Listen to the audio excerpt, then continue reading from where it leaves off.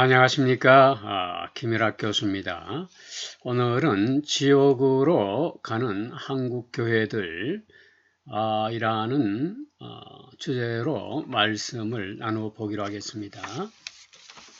오늘날 현대 교회의 가장 큰 질병은 바깥 사회, 교회 밖에서 보는 정치 권력이나 박해나 핍박이나 재정적인 어려움이 아니라 세상으로부터 교회가 사랑받고 인정받고 또 좋은 평가를 받으며 시대에 뒤떨어지지 않는 존재가 되기 위해서 온갖 수단과 방법을 다하는 끊임없는 그런 욕망에 있다는 점을 말씀드리지 않을 수가 없습니다.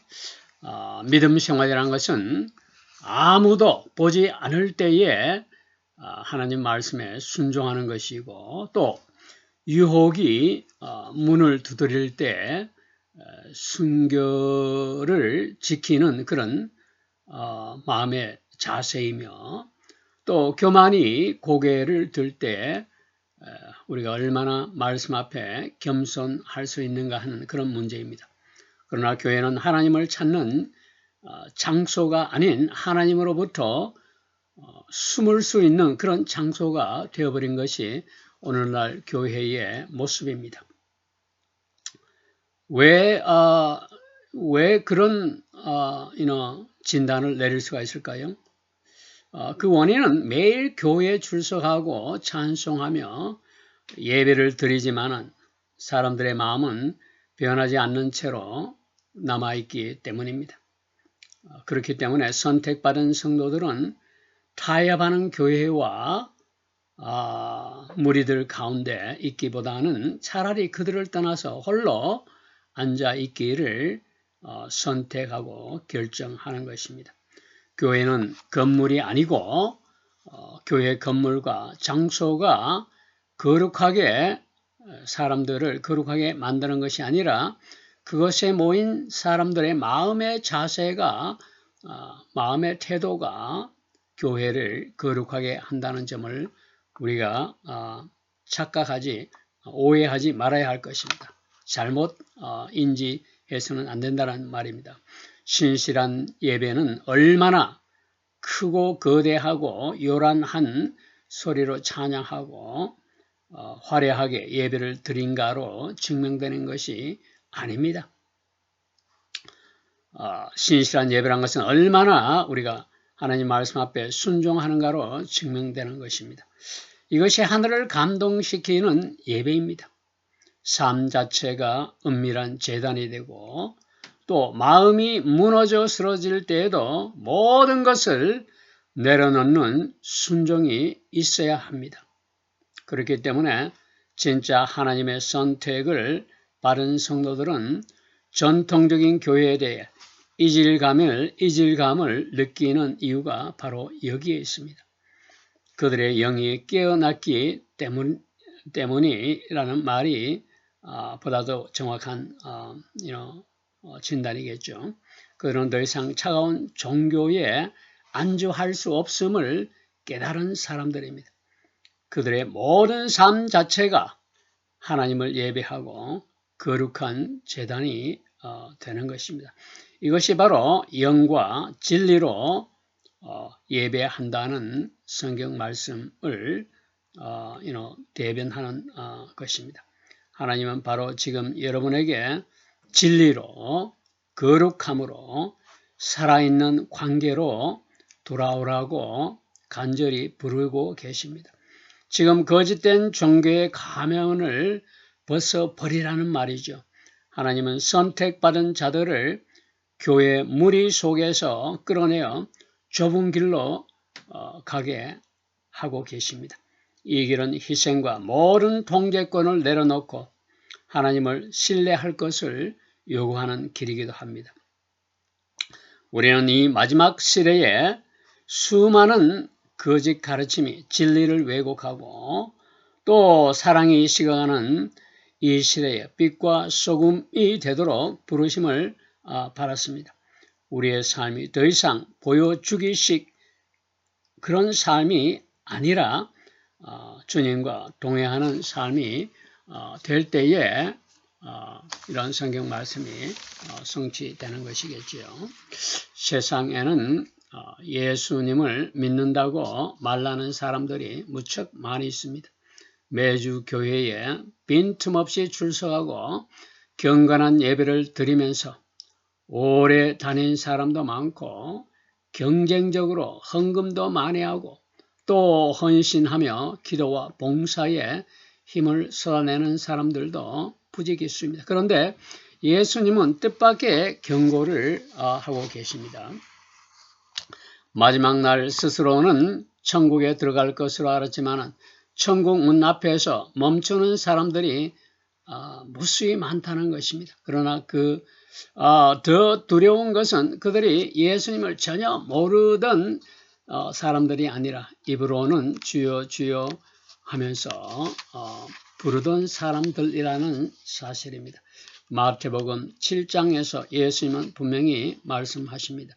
나더러 주여 주여 하는 자마다 다 천국에 들어갈 것이 아니요 하늘에 계신 내 아버지의 뜻대로 행하는 자만이 천국에 들어간다라고 지적하고 있습니다. 이 말씀은 세상을 향한 모든 사람을 향한 경고 이전에 신앙 안에 있다고 굳게 확신하는 그런 교회 안에 사람들을 향한 말씀입니다.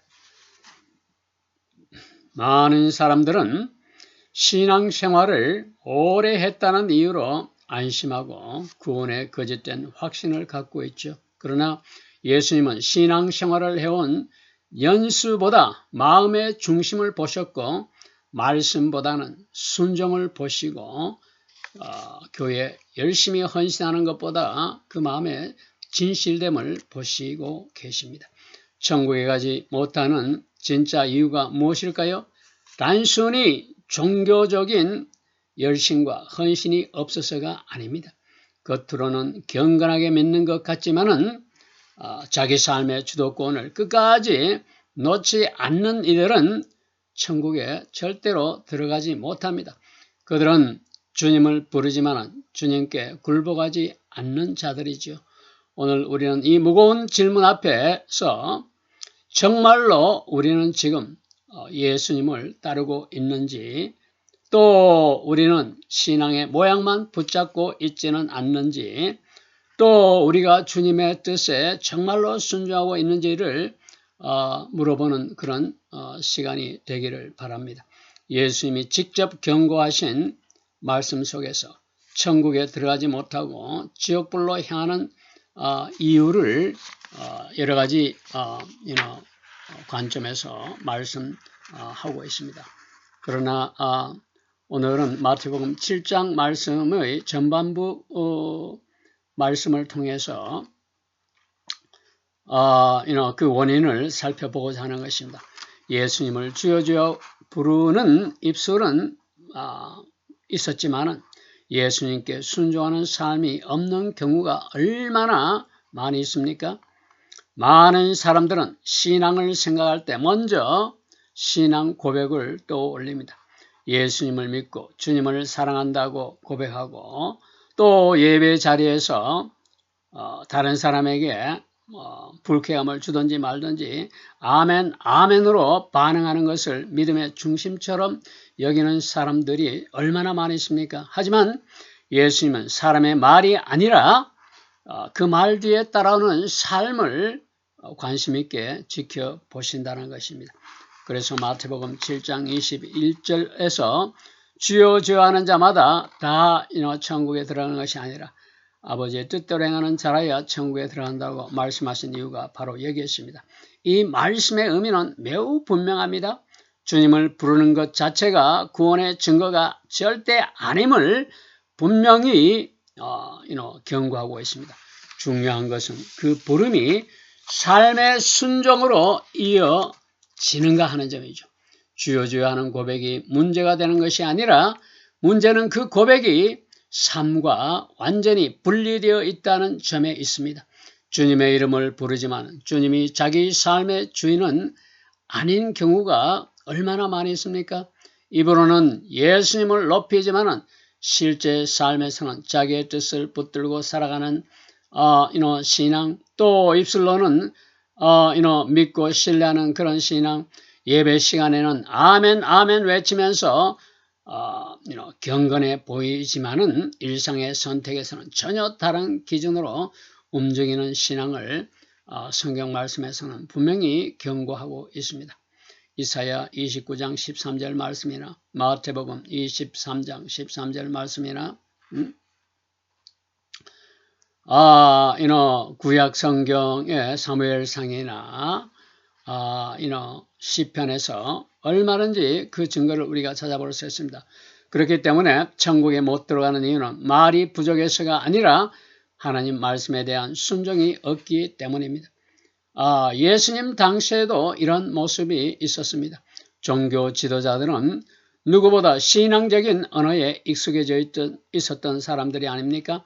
그러나 예수님은 그들의 겉모습을 칭찬하지 않으셨습니다. 하나님을 말하지만은 하나님께 순종하지 않는다는 점을 드러내셨기 때문입니다. 사람들은 겉으로는 드러나는 종교성을 보고 쉽게 속을 수가 있지만은 예수님은 언제나 우리 마음의 중심을 보시는 분입니다. 말이 많다고 해서 믿음이 깊은 것도 아니고 종교적인 분위기에 익숙하다고 천국을 준비하는 것도 아닙니다. 오늘날도 마찬가지입니다.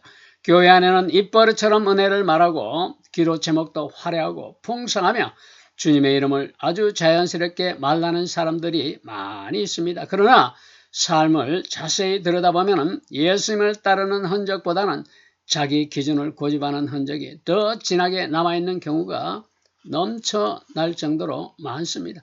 주님의 뜻보다는 인간적인 체면을 더 중요하게 여기고 진실보다는 유익을 추구하고 회개보다는 변명을 앞세우며 순종보다는 자기 합리화를 붙드는 모습이 반복된다면 그 신앙은 겉모습과 실제가 완전히 분리된 상태임을 증명하고 있는 것입니다. 예수님은 바로 그 지점을 경고하고 계십니다. 신앙의 언어는 익숙한데 신앙의 본질은 놓치고 있다는 점이지요. 그런데 이런 사람일수록 스스로 안전하다고 착각하고 있다는 점입니다. 우리에게 가장 위험한 점은 구원에 대한 거짓된 확신, 천국에는 들어갈 것이다라는 거짓된 그런 확신입니다. 두렵고 떨림으로 하나님 말씀 앞에 두렵고 떨림으로 서 있다는 것은 종교적으로 믿음에 깨어있다는 그런 증거가 될 수 있는 것입니다. 주여 주여라고 표현하는 표현 속에는 열심과 확신이 들어 있습니다. 자신은 스스로 믿고 하나님 말씀을 믿고 있다고 확신하고 생각하죠. 그러나 예수님은 사람의 자기 확신을 기준으로 절대 판단하시는 분이 아닙니다. 주님은 언제나 하나님의 뜻대로 행하는지를 눈여겨보고 계십니다. 여기서 행한다는 말은 삶의 방향의 문제이지 완벽함을 의미하지는 않습니다. 내 삶의 방향이 정말 하나님의 뜻을 행하고 있는가? 또 넘어진다고 하더라도 다시 순종의 자리로 돌아오는가? 말씀 앞에서 내 자아를 꺾고 내 고집을 꺾고 있는가 하는 점이 하나님의 주된 관심사임을 우리가 알아야 되겠습니다. 많은 사람들은 신앙을 감정으로 오해하고 있기도 합니다.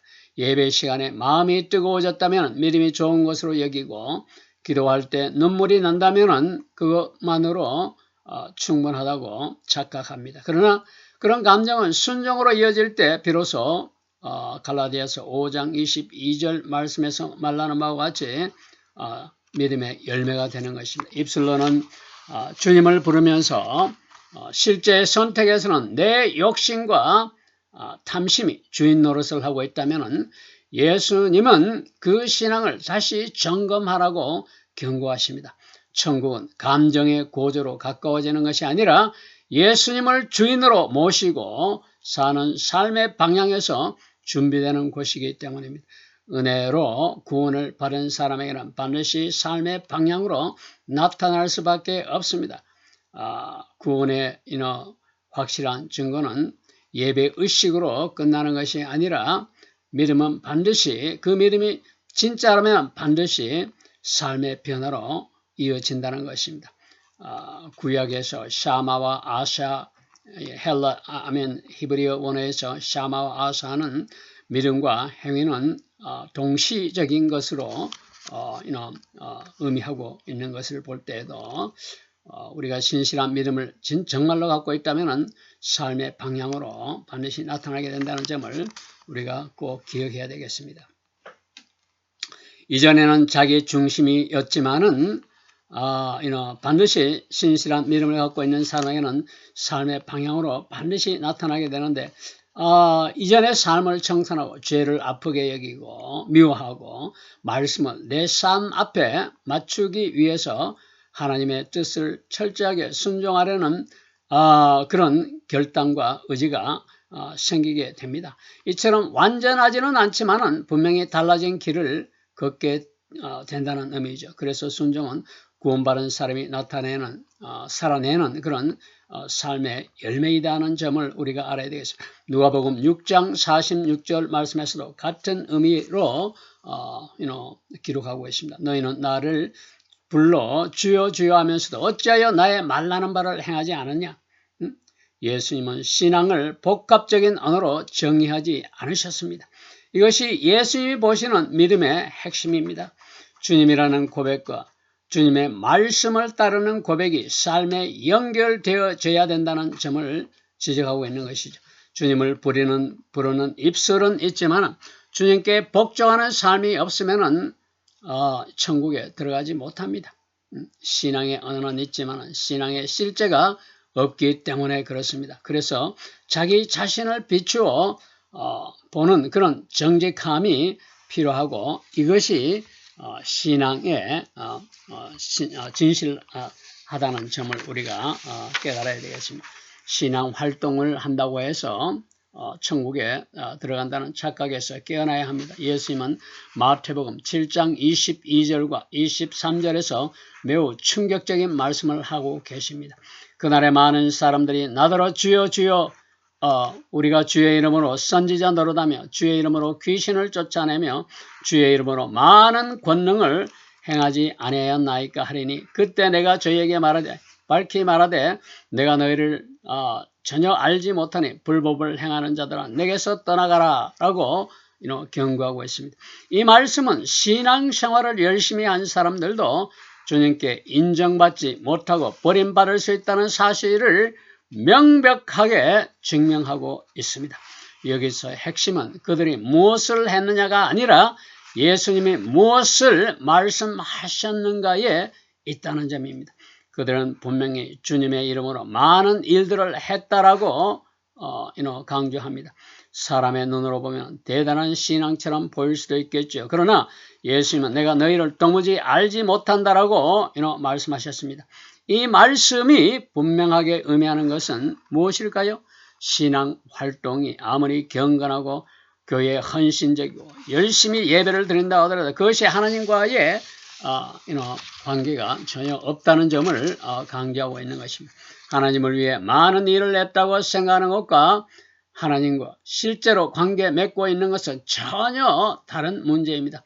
사람들은 종종 자기의 행위를 기준으로 신앙을 판단합니다. 얼마나 봉사와 헌신과 예배를 드렸는지, 얼마나 많은 일과 헌금을 했는지를 기준으로 스스로 잘못 판단하고 있다는 점이죠. 예수님이 말씀하시는 내가 너희를 알지 못한다 해서 안다는 의미는 하나님과의 관계를 의미하는 것이고 단순히 지식을 말하는 것이 아닙니다. 사람들은 주님의 이름을 말하지만 정작 주님과 동행하지는 않고 있습니다. 오늘날 교회 안에서도 똑같은 착각들이 반복되고 있지 않습니까? 교회 안에서 다양한 봉사와 사역을 감당하는 사람들, 열성적인 신앙생활을 하고 있는 사람들도 있지만 하나님과의 관계가 형식적으로 변해가고 있는 경우가 절대 다수입니다.